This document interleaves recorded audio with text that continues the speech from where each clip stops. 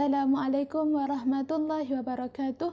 Nama saya Wan Rashidah binti Wan Ahmad Ramzi, nombor matrik 060191. Kumpulan kami memilih satu buku yang bertajuk Mengenal Hakikat Syiah yang diterbitkan oleh Pejabat Mufti Wilayah Persekutuan dengan pembiayaan percetakan daripada Majlis Agama Islam Wilayah Persekutuan.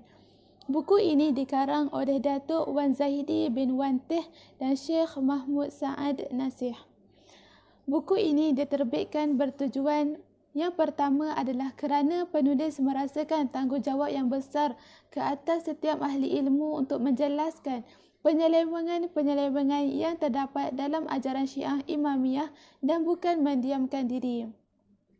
Tujuan kedua buku ini diterbitkan adalah selain daripada memetik hadis-hadis oleh ahli Syiah, tumpuan juga diberikan kepada huraian-huraian ulama muktabar di kalangan mereka seperti yang terdapat dalam kitab-kitab fiqh, tafsir dan fatwa yang menjadi pegangan mereka. Penerbitan buku ini amat bertepatan dengan situasi negara sekarang yang sedang menghadapi ancaman serius oleh elemen-elemen yang menggugah akidah umat Islam termasuklah kesesatan ajaran Syiah ini. Buku ini menerangkan secara terperinci mengenai ajaran Syiah dan juga bentuk-bentuk penyelewengan yang bertentangan dengan pegangan Ahli Sunnah wal Jamaah. Antara penyelewengan yang didedahkan adalah penyelewengan dari sudut akidah di mana golongan Syiah secara terang-terangan menyekutukan Allah, menganggap Imam 12 mereka lebih mulia daripada malaikat, Nabi dan Rasul.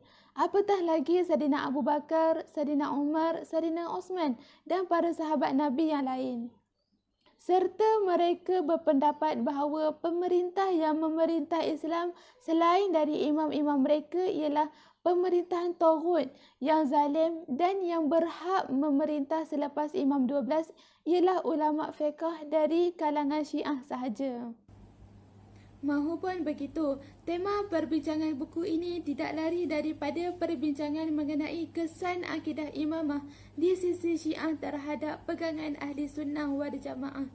Maka penulis memperingatkan semula asas-asas pegangannya supaya perbandingan antara dua pegangan ini menjadi lebih jelas. Sekalipun pegangan Ahli Sunnah sangat rapat dengan kita kerana melaluinya kita beribadah kepada Allah, namun kadang-kala perkara yang sangat dekat itu sering kita melupainya, menyebabkan berlaku suasana kecelaruan di kalangan sesetengah masyarakat Islam hingga tidak dapat membezakan antara perbezaan yang dibenarkan dan pegangan yang sesat daripada akidah yang benar. Maka daripada sini timbul pernyataan yang dipanggil pendekatan antara Ahli Sunnah dan Syiah yang pada hakikatnya merupakan salah satu usaha mendekatkan antara yang hak dan yang batil. Oleh itu, tugasan bertulis pada kali ini kami fokuskan kepada satu topik iaitu Ahlul Bait menurut pandangan Sunnah dan Syiah.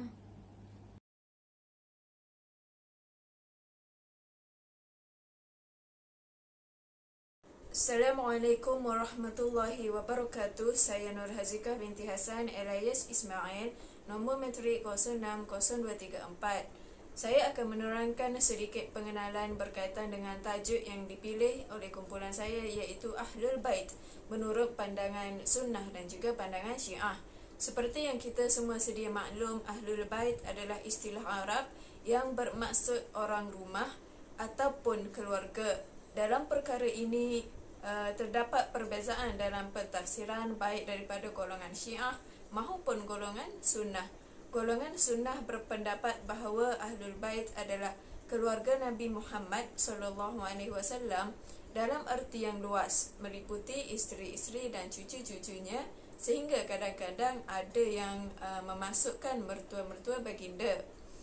Mengenai Ahlul Bait yang menjadi istilah khusus kepada Rasulullah SAW, Al-Quran ada menyebut di dalam surah Al-Ahzab ayat ke-33 yang bermaksud, hendaklah mereka yakni para isteri Nabi SAW menetap di rumah dan janganlah mereka berlagak mendedahkan aurat seperti lagak orang-orang jahiliah dahulu.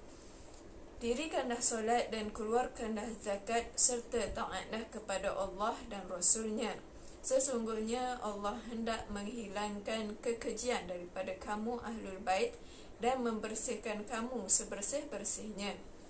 Jadi para ulama syariah dan juga sejarah telah membincangkan secara panjang lebar mengenai golongan yang tergolong dalam kalangan Ahlul Bait. Antaranya yang pertama, Ahlul Kisah, iaitu golongan yang diselubungi kain, adalah antara golongan yang disebut secara khusus sebagai Ahlul Bait. Yang kedua ialah isteri-isteri Nabi, mengikut kepada pandangan yang lebih tepat, kesemua isteri Nabi tergolong dalam kalangan Ahlul Bait, berpandukan ayat Al-Quran yang melarang isteri-isteri baginda SAW mengikut adat jahiliah dalam berpakaian dan juga berhias. Akhir sekali, golongan yang disebut sebagai Ahlul Bait ialah golongan Bani Muttalib dan juga Bani Hashim. Jadi berdasarkan kepada keterangan yang saya sebut sebentar tadi, dapat disimpulkan bahawa Ahlul Bait mengikut pandangan Ahlul Sunnah termasuklah isteri-isteri Rasulullah, anak menantunya serta kaum kerabatnya daripada keturunan Bani Hashim dan juga Bani Muttalib. Manakala mengikut hujah pandangan golongan kaum Syiah pula lebih mengkhususkan istilah Ahlul Bait ialah Nabi Muhammad SAW, yang hanya mencakupi Sayyidina Ali dan isterinya Fatimah dan cucu-cucunya iaitu Hasan dan juga Husain. Selain itu juga ada dua pegangan penting Syiah yang menjadi pegangan berdasarkan ayat di dalam surah Al-Ahzab ayat yang ke-33 tadi, iaitu yang pertamanya penentuan Ahlul Bait, dan yang kedua mereka adalah maksum. Kedua-dua pegangan Syiah ini ialah sebenarnya menjadi asas kepada seluruh ajaran bid'ah yang terdapat di dalam mazhab Syiah yang bertentangan dengan ajaran sunnah. Jadi setakat itu sahaja saya rasa penerangan umum daripada saya berkaitan dengan Ahlul Bait mengikut pandangan sunnah dan juga Syiah. Untuk lebih lanjut penjelasan mengenai Ahlul Bait mengikut pandangan sunnah maupun Syiah akan dihuraikan oleh kawan-kawan saya. Sekian, wabillahi taufiq wal hidayah. Wassalamualaikum warahmatullahi wabarakatuh. Bismillahirrahmanirrahim. Assalamualaikum warahmatullahi wabarakatuh. Nama saya Nur Ain Najhah binti Halimi, nombor matrik 061499. Saya akan membentangkan berkaitan dengan Ahlul Bait menurut pandangan Ahli Sunnah. Pertama sekali, saya akan memberi ulasan berkaitan pendapat ulama tentang pengertian Ahlul Bait. Para ulama membuat pelbagai pembacaan dan rujukan daripada Al-Quran dan As-Sunnah untuk mendapatkan erti Ahlul Bait yang sebenar. Kebanyakan pengeluaran pengertian Ahlul Bait yang dikeluarkan adalah berdasarkan daripada ayat Al-Quran yang diturunkan oleh Allah SWT kepada Nabi Muhammad SAW. Antara ayat yang digunakan oleh para ulama adalah daripada surah Al-Ahzab ayat 33 dan 34.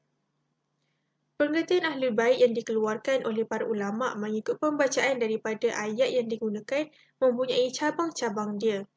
Antara pengertian Ahlul Bait daripada beberapa ulama menunjukkan bahawa Ahlul Bait daripada isteri-isteri Rasulullah SAW sahaja.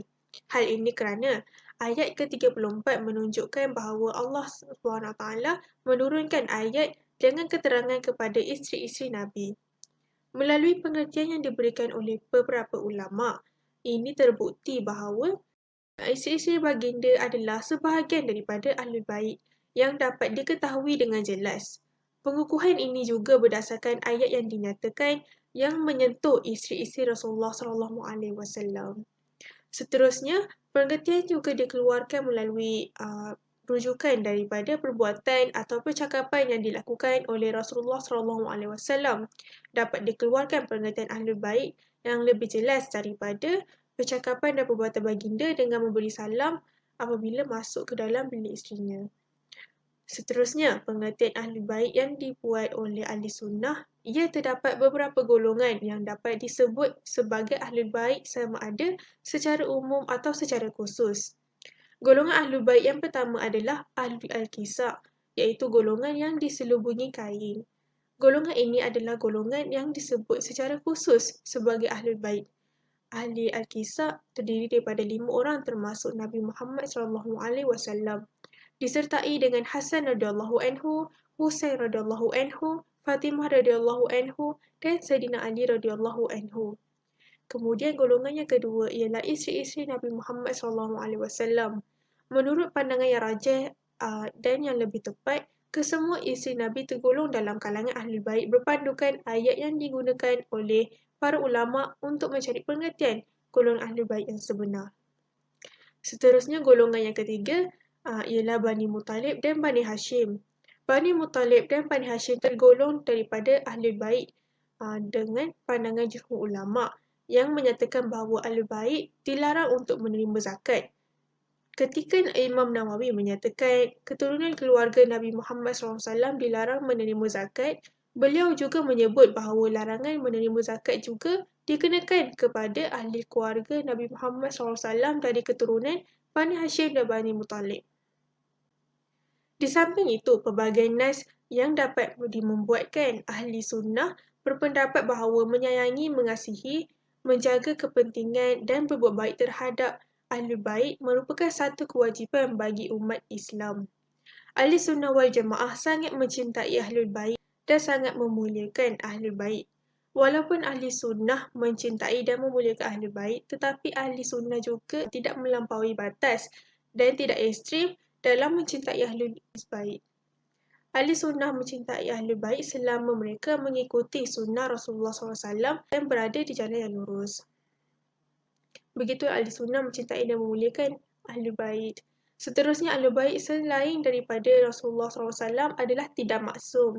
Ahli Sunnah sudah berpendapat bahawa sifat terpelihara daripada dosa hanyalah khusus kepada Nabi dan Rasul sahaja. Selain daripada Nabi dan Rasul, termasuklah Ahlul Bait tidak maksum. Walaupun ada hadis yang mengeluarkan bahawa Rasulullah SAW menyelubungi menantu baginda, anak baginda dan cucu-cucu baginda, perkara tersebut tidak membuatkan mereka maksum sama sekali. Tetapi Ahlul Bait adalah golongan yang dijauhkan api neraka daripada mereka. Di dalam hadis Rasulullah SAW juga ada menunjukkan bahawa Rasulullah SAW menasihati anak baginda agar beramal kepada Allah SWT kerana baginda tidak dapat berbuat lebih bagi memihakkan sesiapa pun termasuk anaknya di sisi Allah SWT.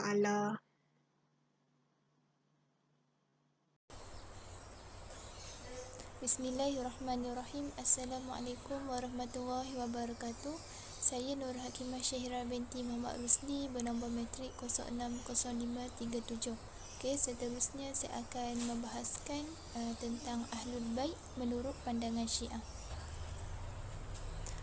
Baik. Perkara yang saya akan bincangkan pada hari ini merangkumi 4 perkara, iaitu yang pertama, Ahlul Bait di sisi Syiah Imamiyah Isna Asyariyah Ja'fariyah. Yang kedua, hujah-hujah Syiah tentang penentuan Ahlul Bait dan mereka adalah maksum. Yang ketiga, akidah-akidah Syiah yang dibina atas pandangan mereka terhadap Ahlul Bait. Dan yang keempat, Syiah tiada hubungan dengan Ahlul Bait. Apakah yang dimaksudkan dengan Syiah? Syiah dari segi bahasa bermaksud pengikut atau pembela seseorang, manakala dari segi istilah pula, Syiah merupakan satu golongan yang berpendapat bahawa Sayyidina Ali bin Abi Thalib radhiyallahu anhu lebih layak dijadikan sebagai khalifah setelah kewafatan baginda Nabi Muhammad SAW berbanding daripada sahabat-sahabat Nabi yang lain. Manakala pada pendapat ulama pula, ada sesetengah ulama berpendapat bahawa Syiah ini pada asalnya mereka merupakan salah satu pecahan umat Islam yang masih menyembah Allah Subhanahu Wa Taala.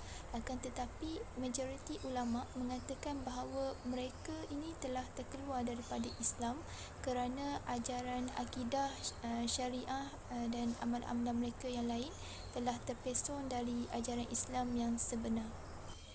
Baik, menurut pandangan Syiah Imamiyah Isna Asyariah Ja'fariyah, Ahlul Bait ini hanya merujuk kepada keluarga ikatan nasab Rasulullah SAW yang terdiri daripada Ali bin Abi Thalib, Fatimah Az-Zahra, Hasan dan Husain.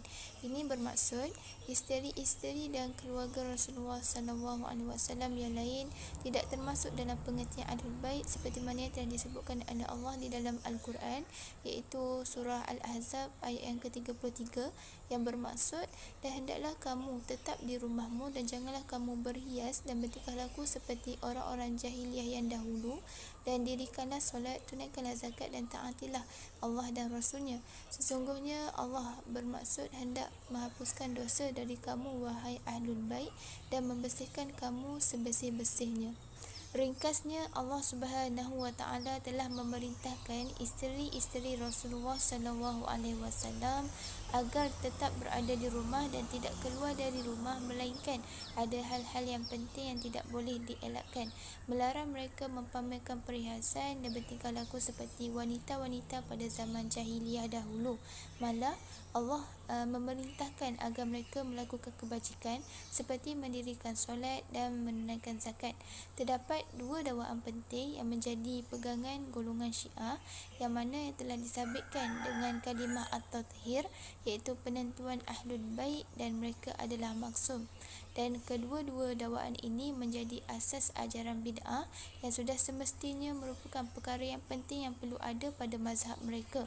Berikut adalah hujah-hujah yang dikemukakan oleh golongan Syiah bagi mengukuhkan lagi jawapan terhadap dakwaan yang menjadi pegangan dalam kehidupan mereka. Hujah Syiah tentang penentuan Ahlul Bait dapat dibuktikan melalui hadis riwayat Tirmizi yang diambil daripada Ummu Salamah radhiyallahu anhu yang berbunyi, ayat ini turun di rumahku. Setelah turun ayat ini, Rasulullah SAW memanggil Ali bin Abi Thalib, Fatimah Az-Zahra, Hasan dan Husain.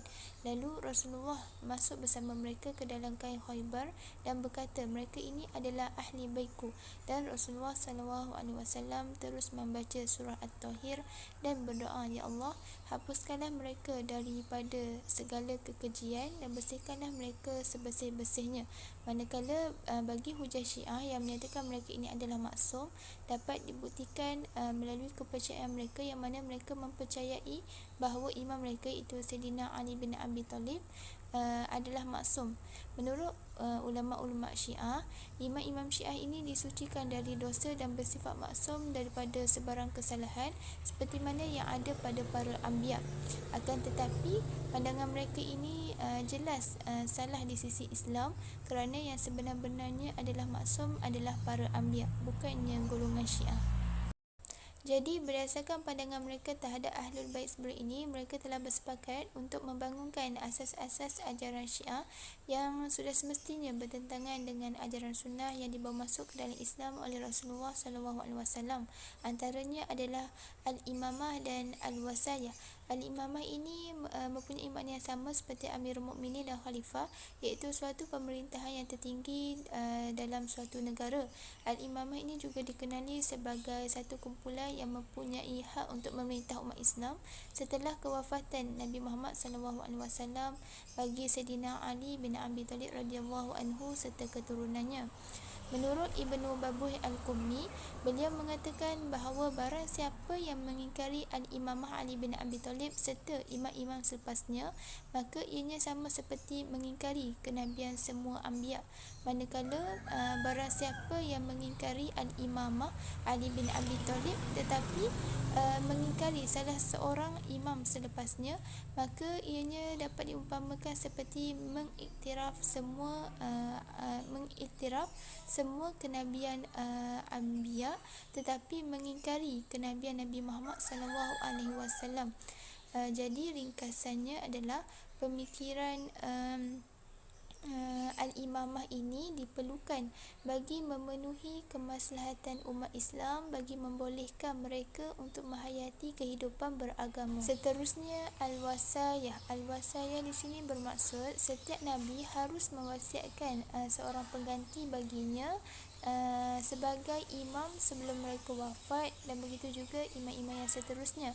Nabi SAW ada bersabda, ma qabdallahu nabiyyan illa amruhu an yusa ila ashiratihi min usbatihi wa umrani an awsa, yang bermaksud Allah tidak mewafatkan seseorang Nabi sehinggalah Allah memerintahkan berwasiat kepada keluarganya, maka Allah perintahkan aku supaya berwasiat. Okay, jadi yang kedua pula adalah menolak pemerintahan Khulafa ar-Rasyidin dan menghukum mereka dan sahabat-sahabat yang mengakui pemerintahan Khulafa sebagai kafir. Al-Kilini ada meriwayatkan daripada Imam Ja'far as-Sadiq, qauluhu habbaba ilaikumul imam wa zayyinahu fi qulubukum, yakni Amirul Mukminin alaihi salam, wa karaha ilaikumul kufra wal fusuqa wal isyan, yang bermaksud beliau berkata Allah Subhanahu wa taala telah menjadikan kamu kasih kepada iman dan menghiaskannya di dalam hati kamu, yakni Amirul Mukminin akan membuatkan kamu benci kepada kufur, amalan fasik dan maksiat. Akhir sekali, Syiah tiada hubungan dengan Ahlul Bait. Kelompok Syiah tidak mempunyai hubungan sama sekali dengan Ahlul Bait. Kenyataan ini jelas apabila melihat kepada pegangan yang mereka amalkan. Terang lagi bersuluh ianya sangat bertentangan dengan ajaran yang dibawa oleh Rasulullah SAW ke dalam dunia Islam. Amalan-amalan tersebut tidak masuk akal sama sekali. Buktinya mereka menyebarkan ajaran bid'ah yang mana di dalamnya mengandungi unsur-unsur yang berbentuk kufur kepada Allah Subhanahu wa taala, dan ini jelas mampu merosakkan akidah umat Islam dari masa ke masa. Jadi saya rasa setakat itu sahaja daripada saya. Sekian, terima kasih. Assalamualaikum warahmatullahi wabarakatuh. Saya Nur Amira binti Ruslan, nombor matrik 061609. Berdasarkan perbentangan kawan-kawan saya tadi, saya dapat simpulkan bahawa kekhilafan mengenai Syiah ini telah pun tersebar luas dalam kalangan masyarakat kita di Malaysia, tidak mengira orang yang tidak berpelajaran maupun berilmu tinggi. Amalan Syiah tetap tersebar melalui pengedaran risalah-risalah secara sulit yang mana diguna pakai dengan nama Markas Ahlul Bait untuk mengaburi mata umat Islam. Dalam aspek ini juga sudah terkandung ancaman dan cacian, termasuk mengkufurkan para sahabat Rasulullah SAW dan juga terhadap bahan-bahan yang muktabar seperti hadis Sahih Bukhari dan lain-lain. Pengaruh gerakan sulit Syiah ini telah pun tersebar di kalangan pelajar Fakulti Pengajian Islam Universiti Kebangsaan Malaysia. Perkara ini juga telah pun disiarkan secara rahsia melalui pintu-pintu bilik pensyarah, termasuk pengarang dari satu sudut ke satu sudut yang lain. Bagi mempertahankan syariah Islam dari ancaman dan cacian ini, maka kita mestilah mempertahankan akidah Islam dengan keimanan yang teguh kepada Allah Subhanahu wa taala agar masalah ini dapat dibendung dalam kalangan masyarakat kita. Oleh itu, para ulama, sahabat dan tabi'i dari zaman Nabi SAW hingga ke hari ini telah sepakat bahawa pemeliharaan iman adalah syarat yang diperlukan untuk menjaga kesucian agama. Penjagaan iman juga adalah untuk memastikan bahawa ajaran agama akan terus berkembang. Maka dengan ini kita akan dapat capai segala penyelesaian masalah yang telah berlaku dalam kalangan masyarakat kita. Sekian, wabillahi taufiq wal hidayah. Wassalamualaikum warahmatullahi wabarakatuh. Terima kasih.